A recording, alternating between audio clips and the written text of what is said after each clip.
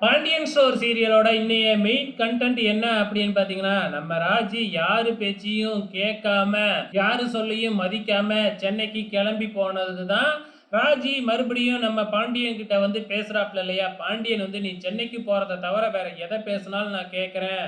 ஆனா நீ சென்னைக்கு போறத மட்டும் நான் கேட்டுக்க முடியாது" அப்படின்னு சொல்றாங்க. ஆனா ராஜி இருந்துகிட்டு, "நான் அத பத்தி தான் பேச வந்திருக்கேன்" அப்படின்னு சொல்லிட்டு, "நான் போயே தீருவேன்" அப்படின்னு அடமண்டா இருக்கிறாங்க நம்ம ராஜி.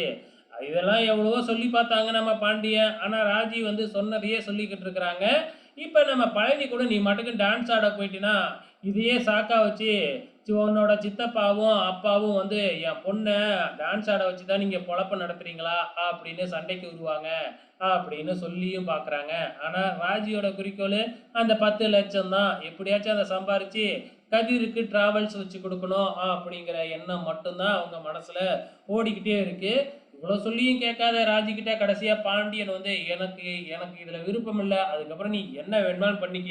நீயும் உன் புருஷனும் என்ன வேணுமாலும் பேசி என்ன வேணுமாலும் பண்ணிக்கங்க அப்படின்றாப்ல.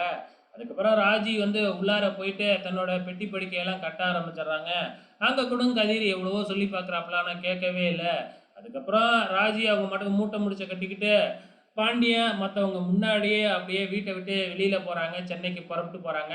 நம்ம கதிரும் பின்னாடியே போயிட்டு பஸ் ஸ்டாண்டு வரைக்கும் கெஞ்சிக்கிட்டே போறாப்புல. ஆனா ராஜி இருந்துக்கிட்டே நீ வந்தாலும் வரலனாலும் நான் சென்னைக்கு போவேன் அப்படின்னு நம்ம கதிரையும் விட்டுட்டு தனியாவே சென்னைக்கு போயிடுறாங்க.